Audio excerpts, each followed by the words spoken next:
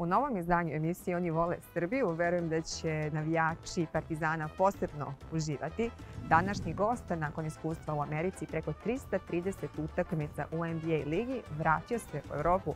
Ovog leta pojačao je redove Partizana, priključio se timu Željka Obradovića. Naravno, u pitanju je Frank Nilikina, a mi idemo da ga upoznamo i da čujemo njegovu priču.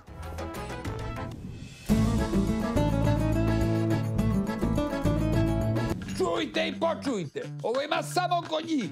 Oni poklanjaju 5000 dinara svakih 5 dana. Ko? Soccerbet! A ti to pišu? Idi na soccerbet.rs. Čekate najpošteniji bonus dobrodošlice. Ljubi mama tike da prođe. Čedo mako. Soccerbet, pravi igrači na pravom mjestu. Ljubi mama tike da prođe. Ljubi mama tike da prođe. Čedo mako.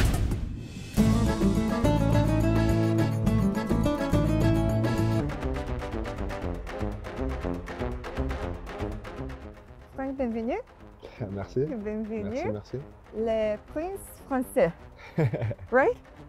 Something like that. I did my homework yesterday. Le prince français.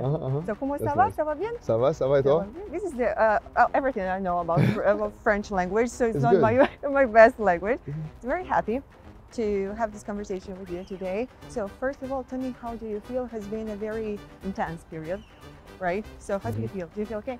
I feel good. You know, it's a new day today.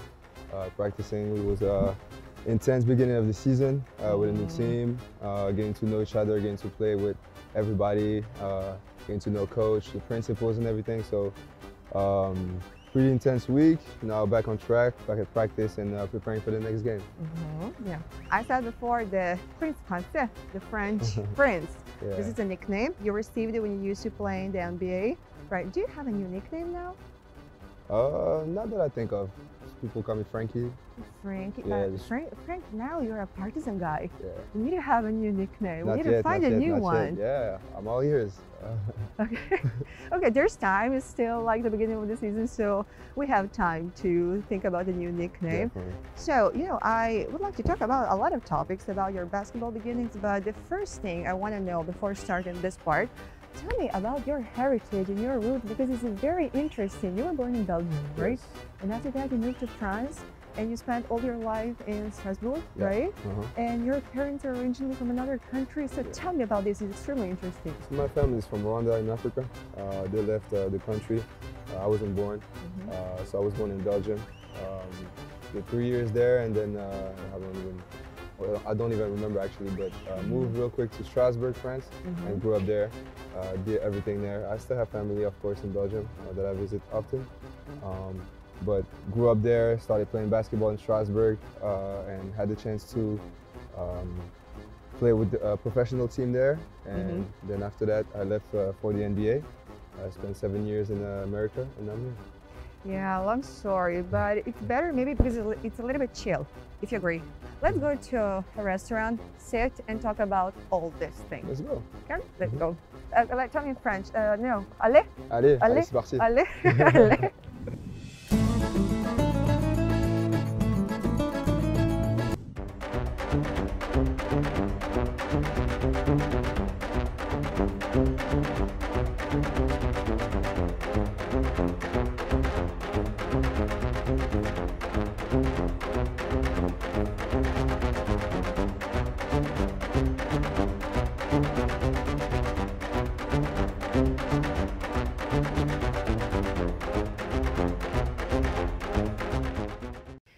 So Frank, as we said before, so we're going to talk about your basketball journey. And I want to start with one word. Le Citadel.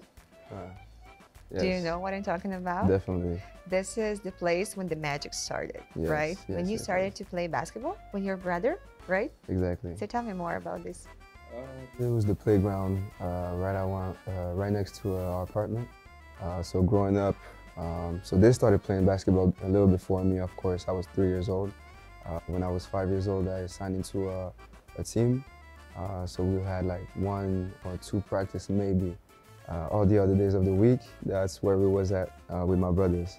So obviously at first I couldn't play with the grown guys. The adults, they was like, oh, you're too young, but probably like they seen me grow up there. Yeah, this is the playground where we played so many times, where I seen them play also against their friends, where they taught me so much about basketball. It's like literally they was playing one-on-ones, maybe on a Sunday at 8 in the morning. It was snowing with their friends for like a couple of hours. So me seeing that and me just being around them, it was just, you know, we was in love with basketball. So this is where, like you said, the magic happened. Even going back to Strasbourg, sometimes I go there. We also try to renovate the court with the city. You know, I'm just grateful for that place. And I see also now so many young kids go and play there. So it's just, you know, a good thing. Yeah, when you joined the team, I read an interview, and after practice, you went to Citadel to practice even more. So was it a place for you when you felt comfortable? Yes, definitely. It was like my second home. Yeah, definitely. I remember growing up, we switched a couple times apartment, but it was always in the same area, and always that was the playground of our time where we played basketball. So yeah, it was probably our second home. So tell me more about your family, because you play with your brother in the Citadel. So he's a basketball player. So I have two older brothers. They love basketball. They started late when we moved to France, but they loved it. They continue more in the studies. Now they still play basketball on the sides, but one is a surgeon, the other one is a physiotherapist. They made sure I was okay with my health. But no, like more seriously, they gave me so much, you know, when my mom was working so many times for us to be good. They was making sure I was all right. They was teaching me stuff. And it was like the three of us. And I also have one sister and my dad that are in Belgium. I was visiting them a lot, but this is where I grew up in Strasbourg with my brothers. So I'm grateful for them. How important was the support of your family throughout your career? It's the reason I'm here today. Like I said, my mother, my two brothers, my sister, my father, they always supported me. They made sure I was okay, sure I was, you know, growing and doing what I love, learning about life and stuff. So, like I said, this is the reason me being a professional basketball player, it was just to make sure it was okay, make sure my mom stopped working, make sure my brothers were proud of me, kind of, also, I kind of like wanted to reach a goal they wanted, but they started late. So to me, like going to the NBA, being a professional player was just, you know, a goal. I got to do this for them. Yeah. So this is really the reason. Yeah, now I wanted to say this. You did this even for them. Yeah, exactly. So now I'm going to mention another person that I think was important and is still important in your career. If I said, forgive me for my bad pronunciation in France, Abdel Lucy. Abdel. Yes. And he was there even during your ceremony, NBA ceremony. He fly over to the state to be there for you. So he was your teenage coach, right? Yes. So tell me more about this. So yeah, I met him when I was 14, 15.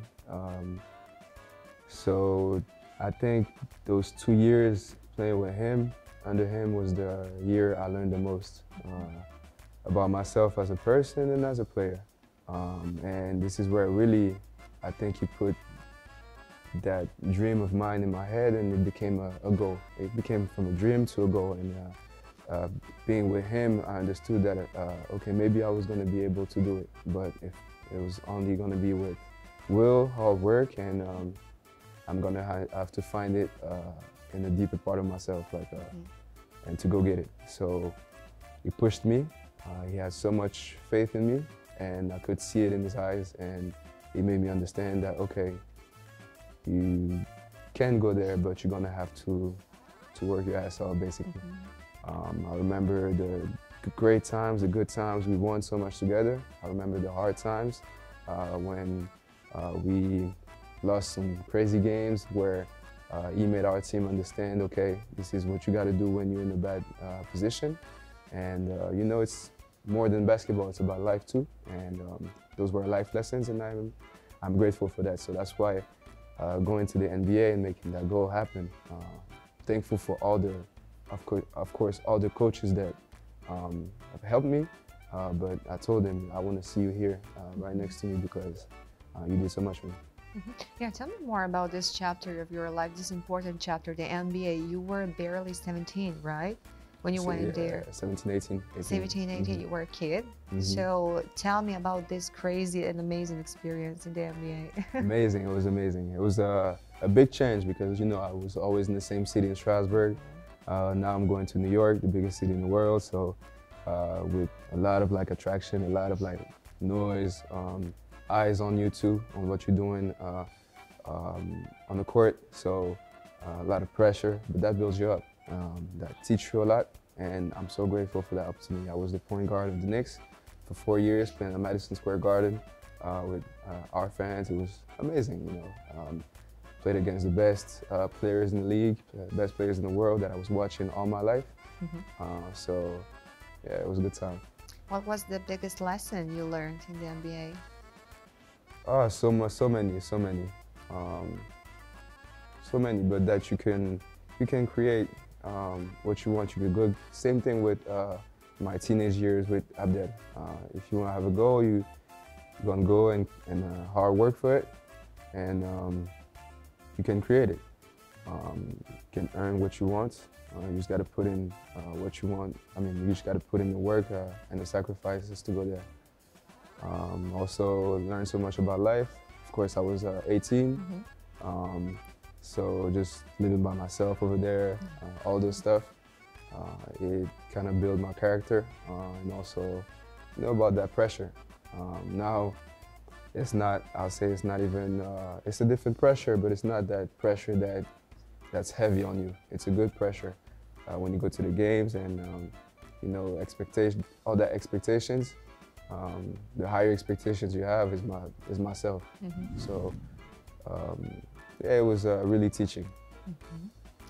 Yeah, now it's popping to my mind because before I showed you a video on Instagram, there was a Serbian guy talking about the difference between NBA and EuroLeague. So now you're here because you have little experience about EuroLeague, little remembering about the EuroLeague because you were a kid when when we saw you for the last time in EuroLeague. So now when you think about the atmosphere and the environment and this new chapter of your life playing EuroLeague, so how do you feel? Amazing. I'm excited. All the games, you know, I'm talking first about the crowd. You got 20,000 people cheering, yelling, singing together, going crazy for your team to win or to lose, depending on where you are. But it's amazing. It's passionate people, and you know, it's the 12 of you guys that are together with those fans or against to try and go get the win. So it's exciting atmosphere. I love being in that place, especially with Partizan. It makes it even better. So yeah, I'm excited, and I wish we're just gonna have a great season. As I recall, Partizan wanted you even earlier, right? Yeah. And this summer you reached the deal. So how was that conversation? It was good. It was quick, you know. It was even quicker this year because it was kind of like the same as last year. Of course, it was an understanding that I was going to prioritize still going to the NBA last year, and he understood that. Of course, he told me, yeah, you're right. Coming to this summer, it was a different situation. So, but the conversation was kind of the same, you know. He told me why he wanted me here and what we could accomplish together with Partizan, with the team. And of course, we talked about the situation here. What is it to play over here? And after that, you know, it was quick. After that, I had some time to think, but it was also quick, and we pulled the trigger and we made it happen. You know why I asked you this? Because for us, Željko is an institution. Željko is a legendary coach, the most awarded coach in Europe, and we're very proud that we can share the same nationality with him, that we can say we're Serbian as Željko Obradović. And when he wants to, that's a big honor. That means that you're a pretty good player. Thank you. No, but it is, you know, and when I was a kid playing EuroLeague, even before stepping into that professional team in Strasbourg, I remember one of my coach, she was telling me, okay, I came to her like asking her, listen, I want to learn how to play the pick and roll. I want to learn how to play, you know, the real league game. Before that, I was watching only NBA, but I understood that in order to play in professional team and EuroLeague, I had to learn, I had to watch. So I came to her, and she was my coach under 21, and she talked to me about all the best team in EuroLeagues. And I noticed, and she told me, Zelshko Obradovic is a great coach. Look how he plays the game. Even now, I know some of the other best coaches in EuroLeague. Back then, they was looking at him too. So, you know, understanding that, trying to learn the game, trying to learn how the game is played, you understand that he has a lot of weight, he has a lot of respect, and he knows the game. He knows the game. The game is simple for him. So, obviously, being here was a big weight into, okay, Partizan, Zelshko is here. So let's go, let's do it. Before talking more about Partizan, tell me only one thing. Was Partizan the first Serbian team that wanted you in the roster? Okay. Yeah, I had noise about other couple teams wanted me, but Partizan was I knew like having this feeling I was going to be in an environment that wanted me. So as a player, you want that. Now, how do you feel while wearing the Partizan jersey? Why I'm asking this? Because when you're playing for Partizan, you're not only playing to win games. You're trying to create a bond with the fans, because basketball here is a very important matter. So how do you feel? Excited. Every time it's game day, every time, like, to be honest, I play Partizan songs at my house before the game. Yeah, Which one? Which one? Yeah. All the Group GNA album, you know. So, because like just being at the warm-up, I could feel like the atmosphere. I could feel the fans also getting ready for the game. Of course, I don't take this as a distraction. I take this as a motivation. Okay, it's game time, and they push us. So, you know, just wearing that jersey and being at Belgrade Arena or Pioneer when we're there, I'm grateful for that. It's just amazing moments, and I know like for the time I'll be here, I'll enjoy that, and I'm aware of that. Another French player was here until last season, was Mathias Lesor, your good friend, your teammate in the French national team. Did you maybe ask for some advice? Definitely. Because we was together in the French national team at the time, those discussions with Partizan were happening. I asked him about the situation over there, how it was for him, and he gave me the best advices. He was real with me, and it was funny because it just made so much sense for me to accept. Of course, I'm not Mathias. Mathias had a great experience. I'm going to try and be the best Frank I can be. We're going to try and have the best situation because I know what he did was amazing. I know who he is for the club. I hope we're going to have an amazing season, kind of like what they had. But yeah, he helped me so much, and just by hearing how he lived it, it was so motivating into, okay, let's go to Partizan.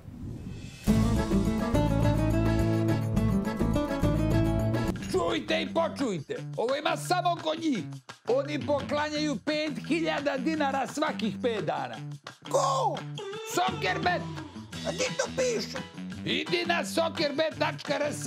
Čekate najpošteniji bonus dobrodošlice. Ljubi mama tike da prođe. Čedo mako. Soccerbet, pravi igrači na pravom mestu. Ljubi mama tike da prođe. Ljubi mama tike da prođe. Čedo mako.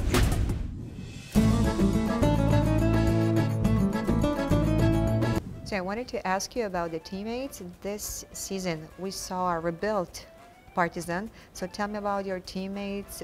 Where do you see you guys in the EuroLeague? Great group of guys. Great group of guys. Grateful for that too. We got good connections already. We got all people who wants to put in work, all people who wants to play together and win, and care about that. So far in EuroLeague we didn't do how we wanted, but I feel like, you know, it's a new team, completely new team. So we need time to learn about each other, also get that experience of playing EuroLeague, which is a different championship for some players. Also to get to know Zelshko and to put in and to impregnate what he wants us to do. So it takes time, but of course I see us hopefully, you know, competing for the playoffs, going to the playoffs at least. So it's gonna be tough. We're gonna put in some hard work for sure. But then I feel like, you know, with these guys, everything is possible. We have talented guys and, like I said, willing guys. So really, I have good expectations for us. I think that patience is maybe the key. Definitely. Patience, hard work. You didn't still experience the Serbian derby. Yeah. You're excited. You're ready for this. Yes. Yes. I mean, one day at a time, but it's coming soon. And of course, I've seen images, I've seen videos, I've seen a documentary also about the derby. So it's going to be pretty fun, and hopefully we win. I wish you a lot of luck Thank for you. everything out there. Thank you again for this interview. It was a pleasure to have this conversation with you. And Thank you for having me. Thank you. And we wrap up this show in a different way. This is your camera. So if you want, you can send a brief message to your Partizan fans. Okay. Partizan fans, thank you for cheering for us. Thank you for just being here, passionate and every time ready to go.